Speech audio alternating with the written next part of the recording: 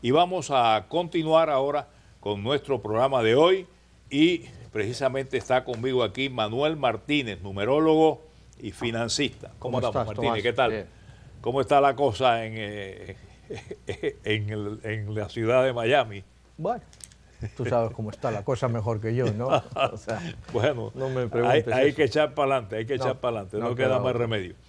Pero vamos, precisamente, estábamos conversando antes de salir al aire de que estamos en la Semana Santa y que los números son muy importantes, incluso los números para la Iglesia Católica, los números para Dios, para Cristo, ¿verdad? ¿Qué tiene que ver la numerología y qué dice la numerología con respecto a la Iglesia Católica en la Semana Santa? ¿Y qué dice la numerología con la muerte de Dios, que fue Jesucristo? ¿Qué podemos sacar ahí? Bueno, vamos a ver un poco, vamos a empezar un poco por tu primera pregunta. La razón, bueno, sabemos que es la primera santa que tiene este nuevo Papa, Francisco I, Francisco como le gusta a él llamarse, y lo que queríamos hacer es un poco, pues, ver cómo está aspectado la vida del Papa Francisco, y podemos ver un poco la situación de lo que es la historia de la Iglesia y basarnos un poco en la numerología en lo que fue, bueno, pues el nacimiento y la muerte de Cristo, ¿no? También podemos ver. No sé si tú eres católico también. Sí, yo soy católico. Igual que yo también, somos católicos. Sí. Si quieres vamos a empezar un poco con lo A que ver. está pues más de moda, o digamos más la gente está más interesada, que es el nuevo Papa, ¿no? El Papa Francisco. Vamos a ver la numerología del Papa Francisco. El Papa Francisco nació el 17 de diciembre del año 1936. ¿Ok? Cuando tú haces la numerología y sumas todos los números, te da exactamente 30, que se queda reducido al número 3. Es decir, el Papa Francisco es de nacimiento un número 3. El número 3, como hemos hablado otras veces en este programa, es el número más místico que hay. Siempre, casi todos los místicos tienen el número 3. El número 3 ha estado siempre utilizado en religiones y en órdenes. Por ejemplo, hemos hablado algunas veces que la masonería, el número típico de la masonería es el 3 y el número más importante es el 33, el grado masón más alto. Pero el grado 3 ya es el grado de maestro que te da un aire de ya misticismo. De entrada tenemos que el Papa Francisco es de nacimiento un número 3 con el número 30. Fíjate qué curioso. Sus números suman 30, que es precisamente la edad de Cristo cuando empieza a predicar. Acuérdate que Cristo empieza a predicar a los 30 años, y él es el número de nacimiento de él es 30, pero que tú sabes que en numerología se reduce a un solo dígito, y 3 más 0 nos da 3. O sea, esto es un aspecto desde el punto de vista cristiano muy importante para predicar la doctrina de la fe, porque él tiene exactamente el mismo número en el cual Cristo empieza a predicar a los 30 años. Este sería, de entrada, el Papa Francisco es de número de nacimiento un número 3. ¿Qué número tiene el Papa Francisco este año? El Papa Francisco, 17 de diciembre del año 2013, sería un número 8. Un número 8. Cuando ha sido elegido con un 8.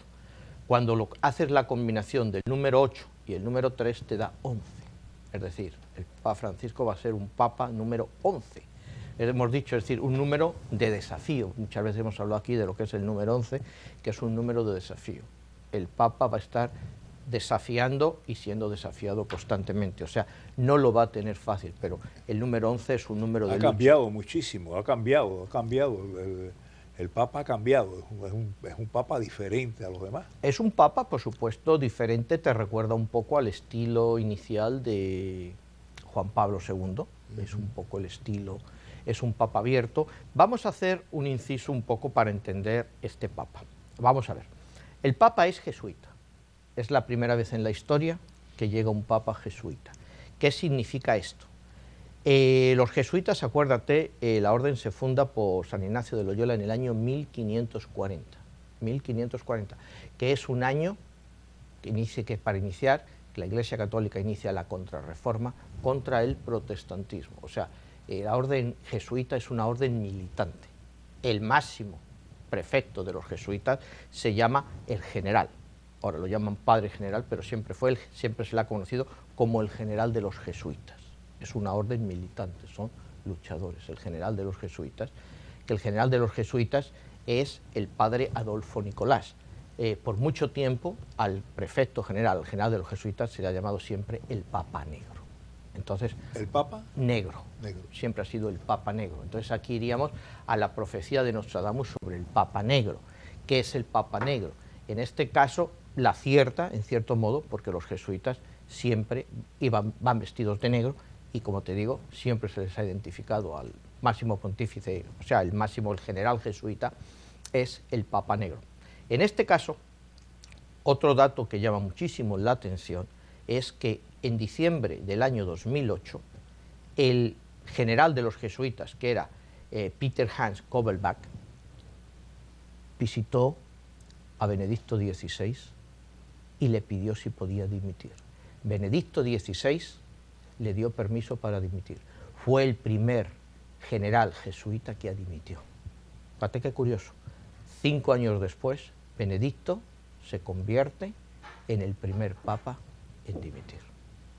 Fíjate qué curioso es eso. Ha pasado desapercibido para mucha gente, pero hace 5 años Peter Hans Koppelbach, el denominado Papa Negro, o sea, el general de los jesuitas, le pidió permiso a Benedicto XVI para dimitir. Fue el primer jesuita, general jesuita, jefe de toda la jesuita, que dimitió.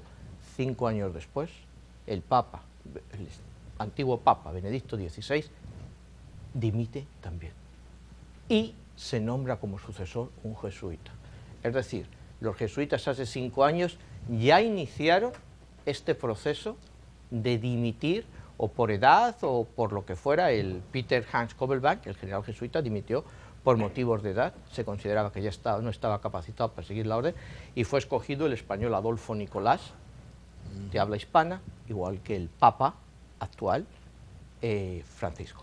Tú fíjate qué correlación de hechos, que parece que no se están nombrando, pero han sido 2 hechos únicos, que ha sido la dimisión de los supuestos 2 papas, el Papa Negro y el Papa Blanco, por decirlo de otra forma, pero en un periodo de 5 años.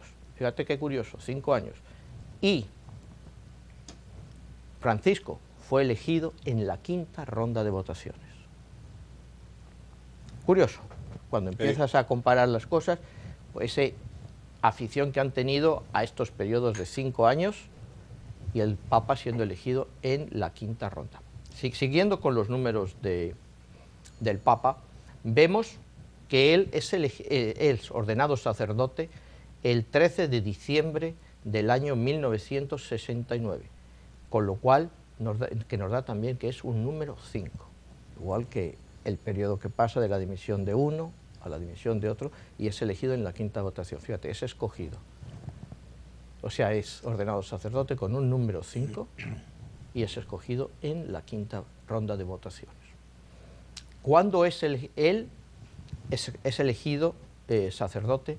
El día 13 de marzo del año 2013, que nos da una suma de 13, con lo cual nos da que es elegido en un día 4, elegido en un día 4, lo cual quiere decir que va a ser un papa de muchísimo trabajo. El número 4 es un número de muchísimo trabajo.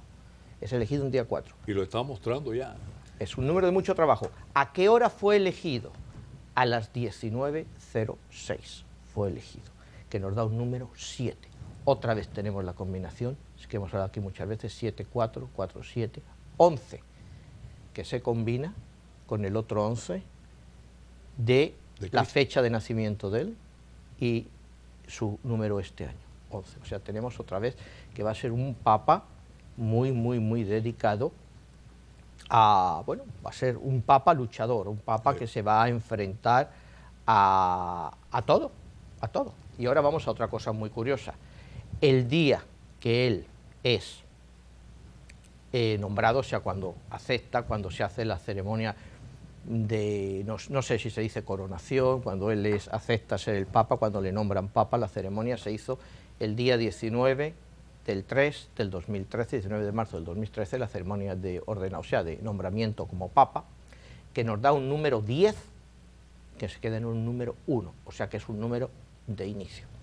Antes, tú fíjate qué curioso es esto, él empieza en un día 1. Vamos a ver, fíjate qué curioso es todo esto, porque tú me preguntabas antes que cómo era la numerología de Cristo en la Iglesia Católica. Cristo, bueno, pues en la Iglesia la historia nos dice que Cristo nació un 24, el día de Navidad, el día de Nochebuena, del 12 del año 1, porque es el inicio de nuestra era. El nacimiento de Cristo marca el inicio de nuestra era. Cuando sumamos la numerología, pudiéramos decir, conocida de Cristo, sería 2 más 4, 6, 7, 9 y 1, 10. 1. Cristo inicia nuestra era, nuestra época, con un número 1. Fíjate qué increíble, que es el inicio de todo. Y, o sea, yo no me he inventado esta fecha. O sea, dicen que nació el día 24 de diciembre del año 1, cuando empieza nuestra era, la era cristiana con Cristo. Entonces, Cristo ya de nacimiento es un año 1. Fíjate qué increíble. Esto se hace sin pensar en numerología y nada, pero el sentido que tiene, y sale como un número 10, lo máximo, pero que a la vez se convierte en un número 1. Claro. O sea, siempre hemos considerado el 10 lo máximo, pero reducido es al 1. Y el Papa Francisco inicia su andadura como Papa con un 10, con un número 1. Fíjate, qué curioso. Pero vamos a más. Vamos a ver el nombre del Papa, el Papa Francisco. ¿Qué numerología tiene el nuevo Papa? Porque el Papa ya no es José María Bergoglio, ahora es Francisco o Francisco I. Él prefiere llamarse Francisco. No, Francisco solo. Francisco, quiere que sea Francisco. Es Francisco, también Francisco I, pero verás qué curioso de las dos formas. Vamos a ver, el Papa Francisco vamos a analizar el nombre Francisco. El nombre Francisco sería 6, 18, 1, 14, 3, 9, 19, 3 más 0. O sea, te estoy dando, cada letra tiene un número. Un número, claro. Esos son los números que corresponden a cada letra. Ah. La suma total de las letras da 46. 4 más 6, 10. Igual a 1. Wow. Ese es el nombre de Francisco. Sí, es un santo de la Iglesia lo que él copió, ¿no? Francisco de Asís. ¿Quieres que lo hagamos con Francisco I? Le añadimos la primera, la I, que serían 9, que serían en este caso 10 más 9, 19. 1 más 9, 10. 1. Y mira para atrás. Increíble, o sea, increíble. Le quitas el 1, no, da siempre el 1, el inicio. 10 y 1, o sea, que te da idea. O sea, yo no creo que el Papa, por supuesto, ha escogido este nombre pensando en numerología, pero te da que coincide exactamente el nombre con su día en que empieza a ser oficialmente Papa. Es increíble cómo todos estos números coinciden, o sea, lo cual le augura bastante lucha. Los números 11 va a ser un Papa de mucha lucha, de mucho trabajo, está dispuesto mucho a hacerlo. trabajo. El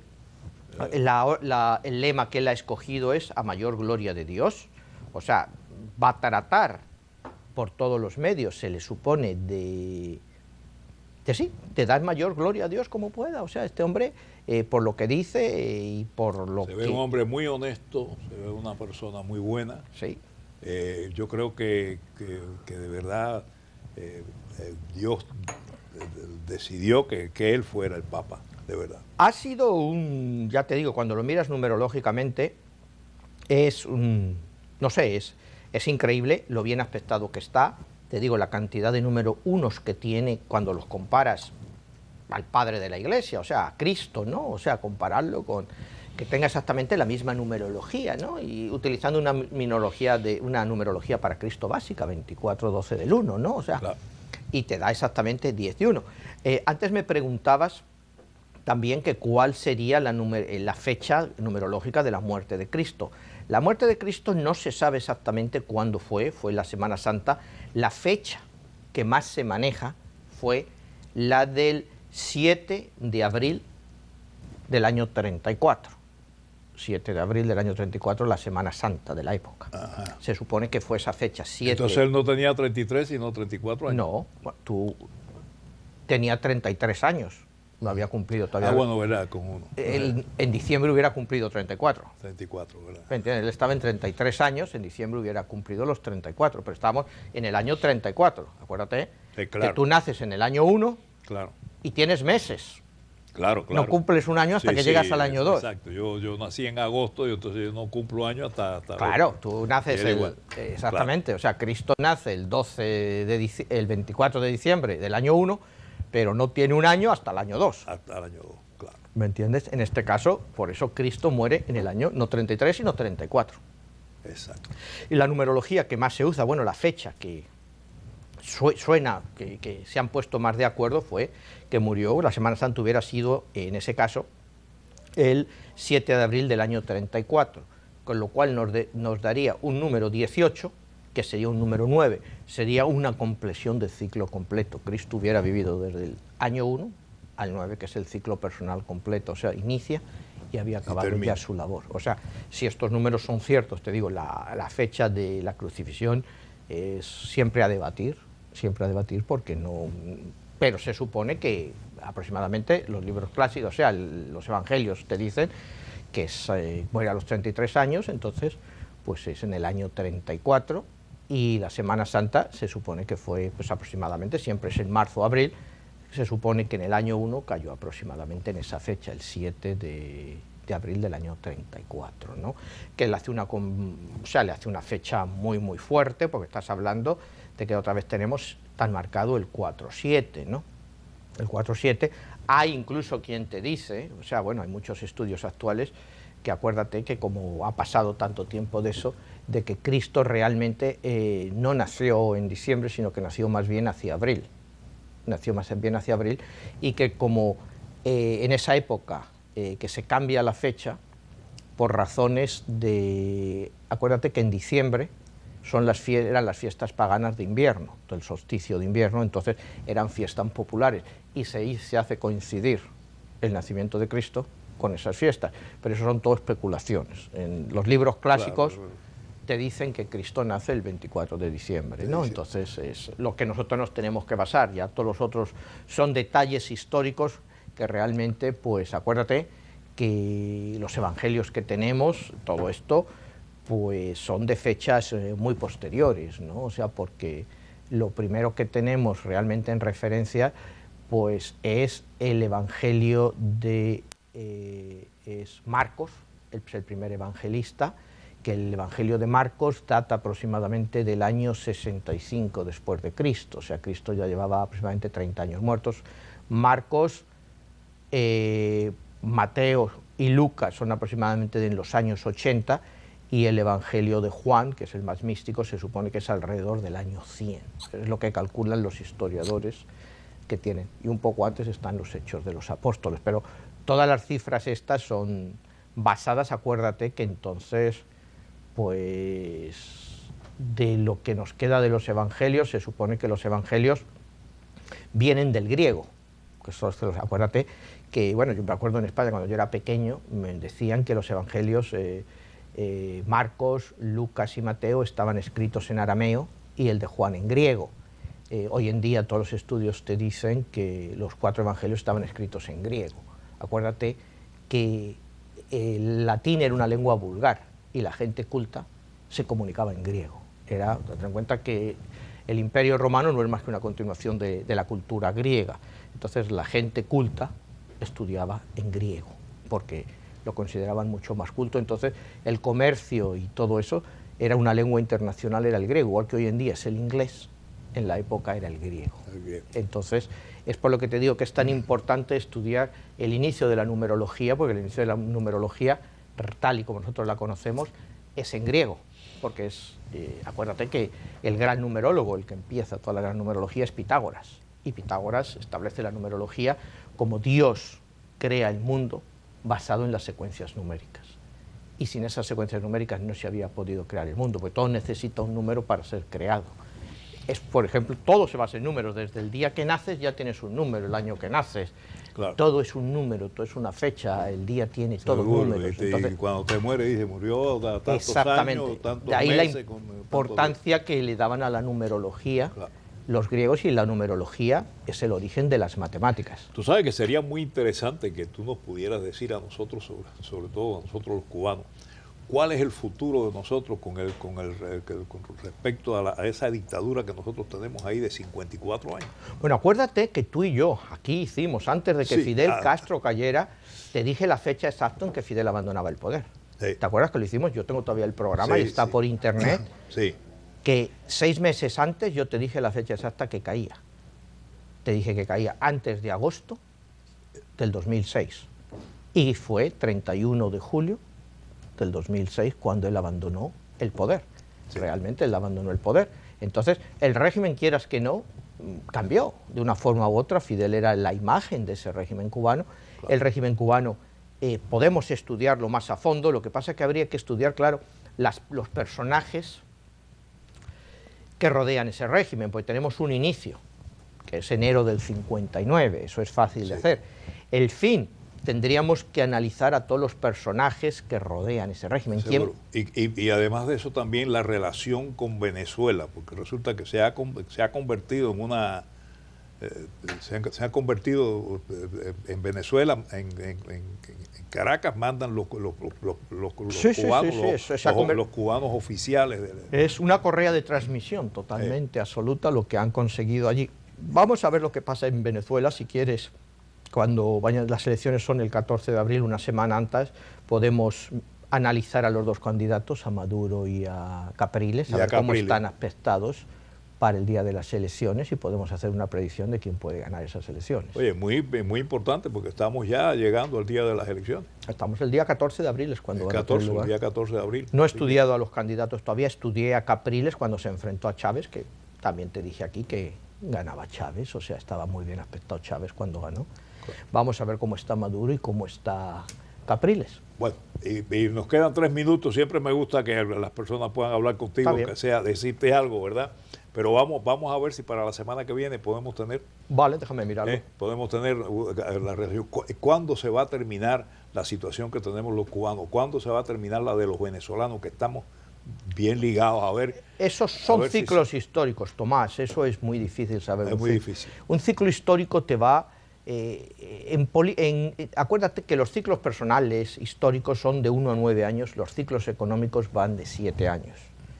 Hay que ver... el número de ciclos que puede durar un régimen depende mucho, habría que estudiar su historia, sabiendo exactamente cuáles han sido los ciclos históricos de ese país, y te puedes dar una idea de lo que puede durar un régimen, ¿me entiendes? O sea, ir país por país a veces es extremadamente complicado, sobre todo en países que... El nuestro, compadre, 54 años. Sí, 54 años y son ya hace un ciclo 9, en teoría ya es un buen tiempo para la salida, ¿me entiendes? Pero eso, un régimen político, eso es... Fíjate, sin embargo, duró 47 años Fidel, que era el ciclo, que daba el comunismo máximo, que eran los 47 años, igual que la Unión Soviética dio 74, siempre el ciclo 47-74.